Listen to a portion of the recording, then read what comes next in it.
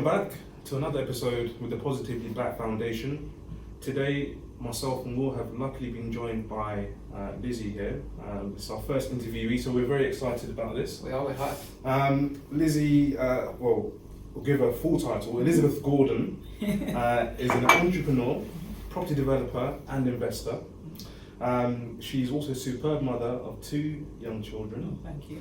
And we've invited her in today just to really share her experiences and also to engage with you, the audience, as she's highly supportive of Positively Black. So we love promoting black people on this channel and who are humble, successful, and most of all filled with love for their passion. So without any further ado, let's jump straight in. So Elizabeth, yes. I'll ask you the question, who is Elizabeth Gordon? Well, as you described quite accurately, I'm a property developer and investor. That's what I do on a day-to-day basis. I'm quite heavily involved in charitable work as well, and I am a single mother of 2 lovely children, a girl and a boy. My boy's 8 years old, I should say, and my girl is 11. Oh, okay, brilliant.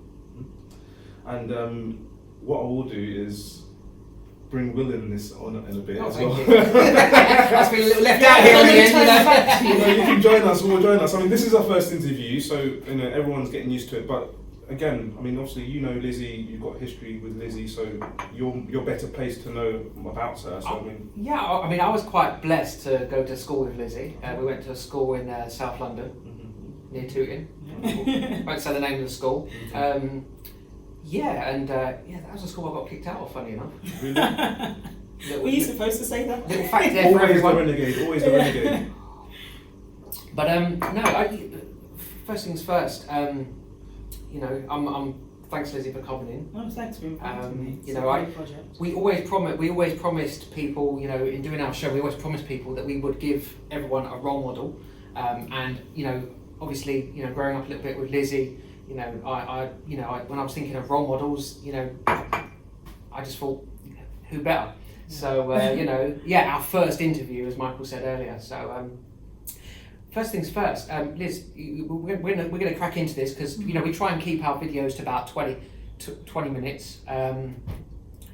Growing up, Lizzie. Yes. Let's talk about, how was growing up? You're obviously being a young black lady, being a female. Yeah. So that we've got two things there, which are gonna two barriers. I know obviously for women's equality that's getting better these days, but we grew you're in your 30s now. Yeah. We won't be precise, but you're in your 30s, and when we were growing up in the 80s, we haven't always had. Such, shall we say, equalities, they haven't been a priority for everyone. Yeah. So, just, tell us a little bit about, what you faced growing up, the struggles you faced. Yeah, I mean, growing up for me, I lived with a younger brother, an older sister, both parents together. I would describe us as pretty average type of a household at that time. When I say average, we weren't well off, we weren't poor. Okay. Both parents were working, went to the local school, had lots of friends, mixed backgrounds of friendships. I would describe my home setting as quite a strict one, though. My parents, they're both from the Caribbean, both from Jamaica, and one thing that was evident when I was young is that my parents were older than a lot of my other friends' parents. So I would always kind of think my other friends' parents were quite young and cool, and mine were just older-fashioned, older in age, and stricter. Okay. And at the time, I probably didn't realise how much of a benefit that was actually. I was going to ask that. That ended up helping you. Big time. I mean, from the discipline to the morals. I mean, up to today, if I was to see any of my father's or mother's friends on the street, I would always approach them as Auntie such and such, or Mr. and Mrs. such. I would never call them by their first names, that type of thing. You touched upon things like role models and who I would look up to when I was younger. I think for me, in all honesty, my biggest role model was always my father. he had me when he was around, I'd say 48, coming on 50, so an older father. He was always working, he was always hard working. He had been married once before my mother, and so I was part of the second generation family for him. And he always just instilled great principles in me in terms of working hard, working for anything you want. He always drummed it into my head to make sure you buy a property and don't waste your money renting. He was, very much in support of having tangible things and things to pass on. So I think me watching him and his struggles, because he came from a very poor background before him, so that was probably his motivation not to live in that kind of condition anymore and break the circle. Definitely, and to provide more for the next generation, which is what I'm kind of about as well, in all honesty. So I think that he was my role model for pushing me. He was definitely a strong black man that I looked up to. I definitely see the characteristics and the principles that he had. He passed away earlier this year. I passed them on to my children. I see it as a duty. Liz, thank you for that part. And what I'd like to ask is, do you feel it's very important to have a role model that's a black man for you growing up? Do you think that was very important for you, and do you believe that set you on a better path compared to those that didn't have their fathers growing up?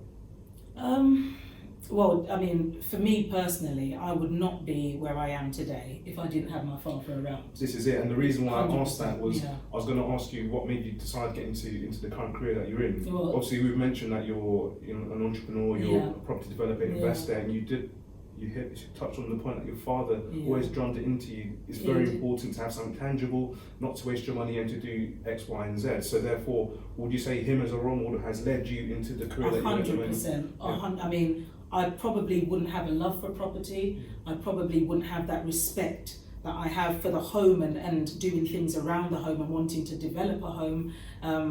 If it wasn't for him, I saw him. He came to the country, during the Windrush time with nothing, and he bought his first home and always worked and respected his house, and that was his pride and joy, And he always said to me, make sure when you're of age, the first thing you do when you have your money, you buy a place to put your head, because no matter what, that will be yours. And if you have a man and it doesn't work out right, I remember these specific conversations. He said, at least you have your home and no one can kick you out. And I always had that in my head. I mean, he had this conversation when I was around 9 or 10, and I was thinking, what are you talking about, Daddy? Somebody kicking me out? That's some sound advice, especially in the current climate. Yeah, but I mean, it was something that he always instilled. So definitely, I don't think I would have had that love for property. I wouldn't have wanted to buy my first home. And funny enough, when I bought my first home at the age of 22 or 23, it was not with the intention of being a property developer. I'm gonna just say something, and this reminds me, when we first said we're gonna have an interview on, I didn't think it was going to be number one, a woman. No, I didn't. Why not? I wasn't expecting it, not in such a way. So I'm even more intrigued.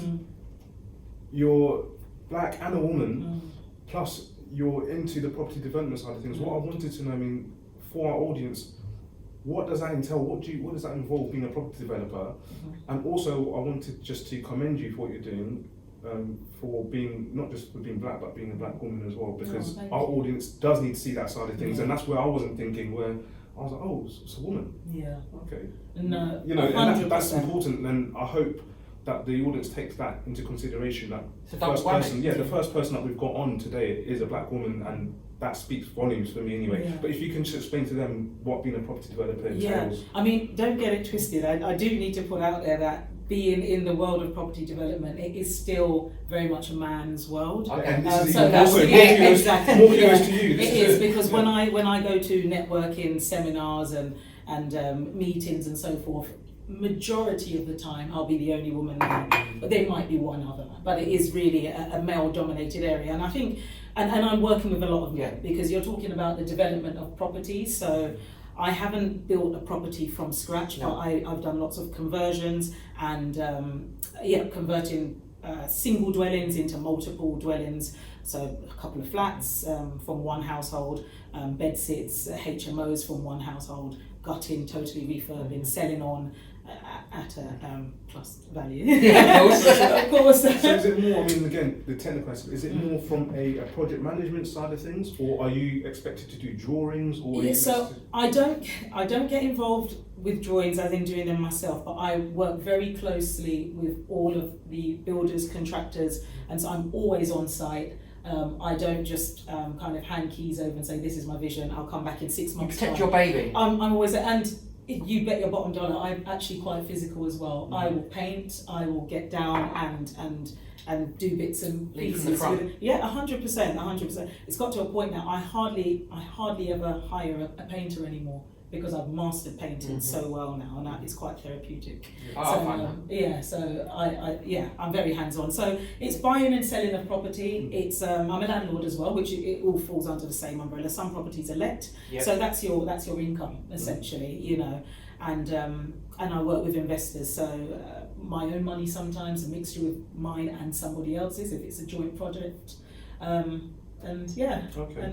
No, it sounds really interesting. I've always been interested personally, but I think also it's something that our audience should know, that you can get into. You don't necessarily have to have qualifications to get into that. No, you 100%. You just have a passion. Definitely, and for me, how I first got into it, it wasn't, you know, some massive jackpot or, you know, windfall that made me get into it. I think I probably bought my first property at the right time, and then from that, to be honest, the value it went up silly amounts, and then I just extract the equity and then sort of build a stepping stone. I think it's a lot harder now if you're not in that position. However, there are lots of other ways in which you can get into it. Networking. I mean, sometimes you find yourself with great ideas, visions, and then you couple with somebody else who has money but no vision and idea, but they want to be in that world as well, or they want to invest. And you know, you've got a perfect partnership there. So it's about looking at who you can work with and see where your skills can marry up with somebody else's skills. Money is not always essential. No. That is great advice. And what I'm going to do, we're going to put Lizzie's email in the description. So if anyone has any questions, you can contact her directly. But we'll just continue with the interview now. But thank you for that part. And I think it goes into the question now. You've spoken about your father's advice to you. The way you speak now, the way you come across it doesn't. There's not many people you see these days with it, and I'm not sure if that's a problem in society we've got in general, or whether or not they haven't got the right guidance. But what do you think the issues are for young black people today? Because we're going from a time where your father came over, Windrush generation, it skipped, and he's obviously pass that on to yourself, that hunger and that drive. Now, current day, what issues is society facing? Because you say you've got your son who's 8 years old and your daughter who's 11, so they're people that we want to impact growing up and to set on the right path. But what do you think is the main issues for young black people? I mean, funny enough, you touched upon something saying, you know, that there's not many people that come across like you. And I've had quite a few people say that, and that quite saddens me. I genuinely meant that. And it saddens me. Some people might take that as a compliment. I don't see it as a compliment. I see it as something that's lacking then in our society, or, you know, it makes me question and what's being portrayed out there. Why do you not know more people like me? I'm sure there are some out there. I know. Personally, I'd say I know them. But I like to commend them as well. Yeah, of course. Because it's easier said than done. Let's put it that way. 100%. Saying things and doing things and backing up is two different things. You are doing and saying the right things, which is the most important thing. 100%. And I think the doing. I mean, when you have a great role model for me, and obviously mine was so close, it was my father, there was always something within me. I wanted to make him proud. You know, that there was a great sense of achievement in making him proud, and knowing that he's where he is through hard work, and if I could be like him, then I would feel amazing. You know, and so I always had that in me. You like you say, you look up to somebody. A lot of children, you know, they might look up to a footballer, they might look up to a rapper, they might look up to an actress, you know, a TV presenter, anyone that you have, that you can identify with in some kind of way or aspire to be like. And so obviously my father being my father, I was around him all the time. I got to see his graphs and everything else, and that's what I aspired to be. I think for people nowadays, some of the problems, and I don't want to sound stereotypical in no way when I say this, but there are a lot of broken families, and we cannot deny that it is a problem. You know, it is a problem. It is a problem when you don't have a strong role model within your household. It's a problem where you have single parents who are struggling to provide and to be role models for their children. And you've been there. And exactly, I mean, like, it's not all been rosy. No, it hasn't all been rosy. So I mean, I sit here now. I'm a divorcee. I got divorced when I was very young. My son wasn't even 1, and my daughter was 3. And I got divorced through choice. It was my choice. Yeah. And a lot of people, they turned around and said to me, "Oh, you're crazy. Don't do that. You're really putting yourself in a bad position. You know, how can you get divorced at such a young age? At least wait until the children are older." You had to do what was right for you, though. 100%. You do what's right for you, and you assess the situation. And I'd prefer to be in a happy environment where I can trust myself and know that I can grow my children the way I've been, you know, brought up, and rather than to sit down in a situation that you're not happy with and think, okay, well, put up and shut up. Yes, exactly. So I think it is a problem for people who are not lucky enough to have that role model. I do think it's a problem for men or boys who do not have a male role model. I mean, my son, at the moment, I mean, he looks to maybe my brother, who's his uncle, and he would look to my partner now, and then maybe friends, you know, of mine who are around him. But it's very limited. In all honesty, it's very limited. My daughter, on the other hand, I think it's maybe a bit easier because she can directly look at mum and she can mimic and copy certain things. Exactly. I mean, young lady. Don't get it wrong. My son, he will mimic and copy certain things from me in terms of how to speak to people, how to you know, the principles and those things. You know, regardless of gender, they should be in any child. But I do worry, and I do think, okay, wow, this is a young black man growing up, and I feel like I have a bigger responsibility in getting it right for him, if I'm totally honest. Sure. And when you say about, so it appears that the whole thing we're talking about here is role models and a lack of role models, but why is there a lack of role models? Is it because they're not being pushed to the forefront? Look, you mentioned you can be an actress, a rapper, or a sports person. They're not necessarily the role models who I think are the ones that we need day-to-day, everyday people. We need astronauts. Well, this is it. We need rocket scientists. We need doctors, nurses. But this is the thing. We need to see these role models that we are not seeing. We need to see the lawyers, the doctors, the astronauts that are black. Where are they? Where are the scientists?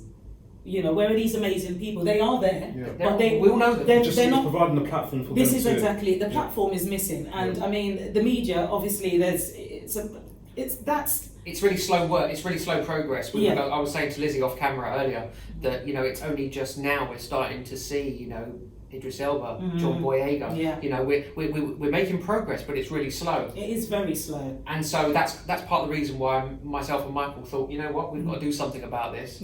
And you know, because I'm, as I've mentioned in previous shows, I'm surrounded by positive young black role models. You know, and when I'm hearing people say that they're not seeing these role models, I just thought, you know, let's do something, and hence Lizzie's here with us today. Thank you. So I mean, being that role model. I mean, and you say it's slow, but when we look at the media and the news, and we see day to day, you know, knife crime, which is, you know, it's just all over London, and you see X amount of black faces. I'm not saying it's not real and it's not happening, but there's you find that there's a lot of coverage of negativity. And then you will counter it. You need something to counter it. I think what they call that is socio-engineering. Engineering. So, look, there's a lot to be said about the media and their partiality or their bias when it comes to certain things, or how things are portrayed. Now, again, without going too much off course and off topic, what I would say is I don't believe that they do provide an unbiased and fair and reasonable portrayal. So therefore, platforms such as the Positively Black Foundation are here to push the positive agenda, which we're failing to see at 6 p.m. on a weeknight. Exactly. Because we're here to show everyone. I've mentioned it in previous episodes that we're here to encourage and build up young people, and also not only encourage and build up young black people and give them role models, but also so other people of other races can actually look at our role models and look at what we're doing. And this is an education for other races as well, so that other races can say, oh, right, positively black. Well, this is the title. This is it, and communication is key as well. I mean, what we need to see happening is more organisations speaking to each other, more families actually speaking to each other and understanding, what children are going through of today. Open communications. I mean, ideally, what I actually think should be happening now, there should be some kind of, there should be resources available, I think, for young black children growing up to have mentoring conversations, to be having motivational speakers around them, people to promote and promote positivity, as you say, encourage their self-worth and so forth, because a lot of what they see around and what's going on, it is quite negative. Well, you said that you touched on the key word, self-worth. I don't think a lot of them are made to feel worthy. Then they don't. By what they see. Yeah, exactly, and that's sad. And the self-esteem goes down, and that pretty much. Of course. We pulls you out of a lot of Mike, things. we talked about the ant and the circle that the analogy of the ant and the circle that we create around ourselves by what we're feeding our minds with and what we're seeing in the media and that programming. It creates that barrier. And you're in charge of that barrier. And this is I'm kind of just, I know we flash back in. And you're right, and we'll be touching on that in other videos and past videos as well. But what your point there, Lizzie, you're going to goals for the future. So you touched there upon mentoring workshops for young black children. 100%. What other things do you think, or goals should be put into place in the future, so we can address the issue? And I think I'd like to say today is the issue of really the right role models.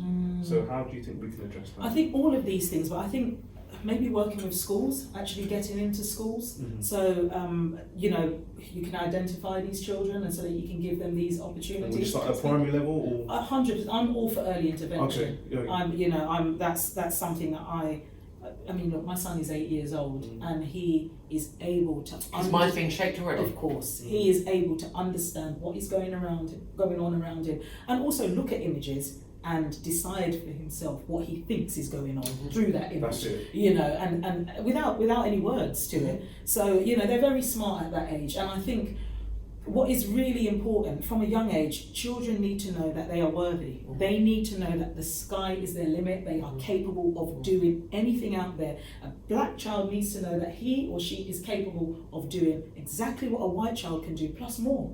They shouldn't feel that because you're poor, or because you're from this area, or because you don't have dad, or because no one in your family has ever done it. No excuses. You are not able to do it. No. Break barriers. You are great. There's only one you. And I want them to hear that. I want them to embrace that. That's I what want them to be confident. Not arrogant, not cocky, confident. Yes. Love themselves. Look in the mirror every day and say, you know what? This is me. Lizzie, your words. Preach, Lizzie, preach. Your words are honestly touching me. No, it's true. I'm sitting here and I'm like. Well, this is the whole point of buzzing. The whole point of a guest view is it changes the Mike and Moore. No, this is awesome, and you just now given advice for young people, and that advice there was, I don't know. That's good. I mean, for me, when I walk around and I see so many young people, even in their teens and so. I'm quite good at looking at the eyes and body language, and I just sense that there's so many of them that actually don't love themselves. For whatever reason, we don't know what's gone on, but you. And when you don't love yourself, there's going to be problem. Well, they don't love each other. For relationships, for career, exactly. because you're going to undervalue yourself, you're going to undercut yourself, you're going to get involved in wrong relationships. Vicious circles, not breaking yourself. You see love and positivity, having that from a very young age, that sets a great foundation, Feeling love. I go back again to my father. I always described him as the first man I fell in love with, because he always made me feel like a princess. And it was a solid foundation. A of solid, a man. you know. And that sets you up Oh, for the future, 100%. because then you don't feel like you're missing anything. 100%, Yeah. that's it. Yeah. You know, and then so in turn, I can show love to my children. Some people are actually, you know, they don't kiss their parents, they don't get cuddles. Don't tell them they love them. You know, my kids, they're always longing, can we have a sleepover in your room tonight, Mum? Oh, come on then. You know, that's it, you know. Yeah, that's brilliant. Yeah. No, thank you for that. Thank you for that, Lizzie. William, I mean, I'm keeping an eye on the time. Yeah. We've pretty much gone through most of our questions that we have for Lizzie today. What I'd like to take this opportunity then for Lizzie to maybe if you have any questions for us, or if you have an outgoing statement you'd like to leave with our audience today. Yeah, I mean, just for you, obviously I'm getting the background of the organisation and going forward, it seems like an amazing thing. I've said that I'm quite keen on early intervention stuff. I don't know what kind of projects you have in mind for early intervention and you know, just to get into schools maybe and to have dialogues with children or their parents. What does the future kind of hold for you guys in terms of physical grounds? Crack on that? Mm-hmm. Yeah, sure. I mean, so far as I explained, we're at this, you know, the Positively Black Foundation is at this stage where we're currently building our examples. You know, we're interviewing Lizzie today. You know, we've got other people, you know, lined up for future interviews, and so that's where we're actually, you know, this is where we're getting the chance to show people, you know, these examples and these role models. Myself and Michael, we've talked about, you know, Michael is actually a public speaker. He's got experience in that.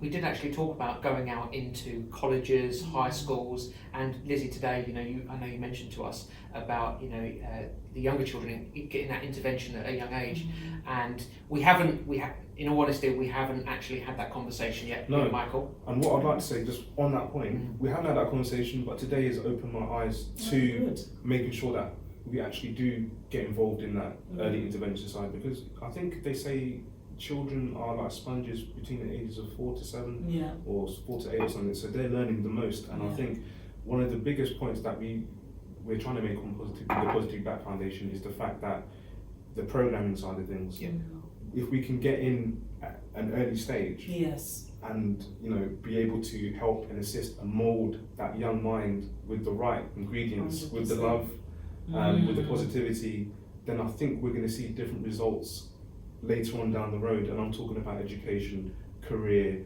relationships, mental health, all these points that we're covering as part of our foundation.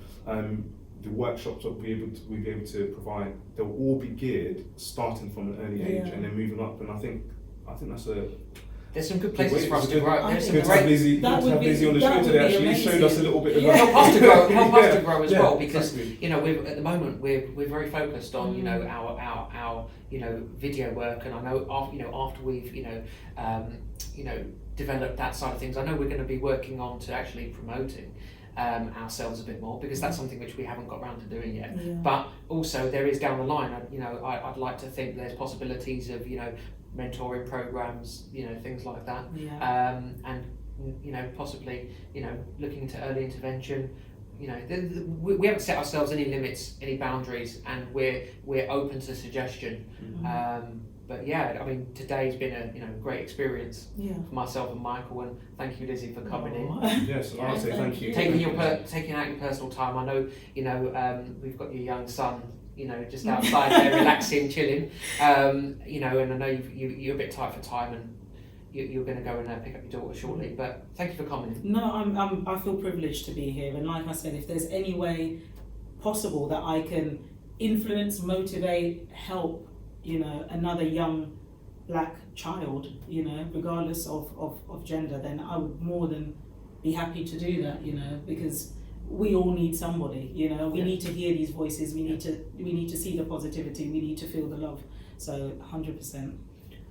Thank you. Welcome to the Positively Black Foundation. Thank you, Brad. Thank you for today. Much. Thank you very much. You. Okay, Thank we'll you. take care, and we'll see you in another episode. Thank you very much. Thanks, Liz. Thank you.